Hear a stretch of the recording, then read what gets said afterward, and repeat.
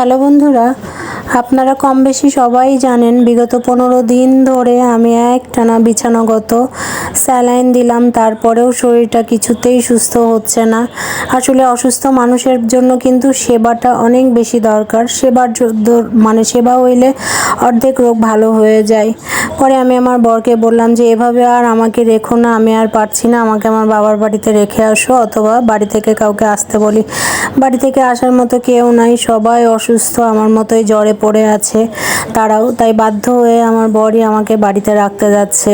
কারণ বেচারা সারাদিন অফিস সামলাবে, অফিসের প্যারা সামলাবে, নাকি আমাকে নিয়ে দৌড়ঝাঁপ করবে বা আমার কাছে বসে থাকবে। একদিন হয়, 2 দিন হয়, একটানা 15 দিন তো আর অফিস থেকে সে ছুটি নিতে পারবে না।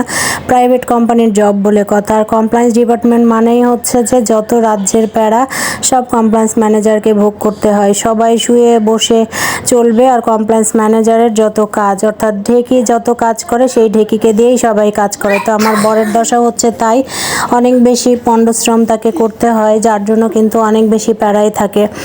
তা আমি এবং ছেলে শুয়ে শুয়েই ট্রেনে যাচ্ছি, যেহেতু মা বেটা দুজনই আমরা অসুস্থ। দেখেন আমার ছেলে কতটা কাহিল, কতটা ক্লান্ত, যেহেতু জ্বর থেকে ও উঠেছে। আমি এবং ছেলে 2টা সিট নিয়েছি, 2 সিটে আমরা শুয়ে শুয়ে যাচ্ছি। পাশের সিটে আছে হচ্ছে ওর বাবা এবং আমার বাড়ি থেকে একজন এসেছে সে। তো সব কিছু মিলায় যেহেতু আমি অসুস্থ, আমি কোনোভাবে একটা বোতল টানার মতো আমার ক্ষমতা নাই এবং আমাকে ধরে উঠাইতে হচ্ছে, নামাইতে হচ্ছে। তাই বাধ্য হয়ে আমি আসলে বাড়িতে যাচ্ছি। অ্যাটলিস্ট বাড়িতে থাকলে তো সেখানে মা 3 বেলা 3 মুঠো গরম ভাত রান্না করে তো দিতে পারবে, অথবা বোনেরা আছে, প্রতিবেশীরা আছে, তারা এসে একটু টেক কেয়ার করতে পারবে। এই জন্যই বাড়ির উদ্দেশ্যে যাওয়া। এই ফাঁকা ঢাকা শহর কবে যে ত্যাগ করতে পারবো, সেদিন মনে হয় মানসিকভাবে শান্তি পাবো। এই ঢাকা শহর ইট পাথরের শহরে কারোর মনুষ্যত্ব নাই, কারোর মানবিকতা নাই। শুধু ইট পাথরের যে ভালোবাসা, কৃত্রিম ভালোবাসা, এছাড়া আসলে অরিজিন ভালোবাসা বলে কিছু নাই। এই সময় মনে হয় প্রতিটি ঘরে ঘরেই সবাই অসুস্থ, সবার জ্বর। কিন্তু আমি যে কিভাবে এতটা দুর্বল হয়ে পড়েছি আমি নিজেই বুঝে উঠতে পারছি না। আমি অনেক দিন ধরে ডায়েট করতেছি, আমার এই ডায়েটের সুফলটা এখন পেলাম। সেটা হচ্ছে যে অসুস্থ হয়ে আর উঠতে পারছি না, এত ক্লান্ত হয়ে পড়েছি যে বিছানা থেকে উঠার মতো শক্তিটুকুও আমার নাই। ট্রেনের মধ্যে আমাকে শুয়ে শুয়ে যেতে হচ্ছে।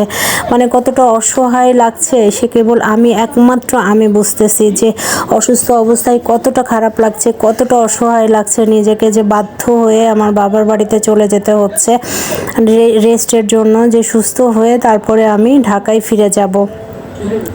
তো এখন কিন্তু আমরা যমুনা নদীর উপরে উঠে পড়েছি। এটা হচ্ছে রেল ব্রিজ।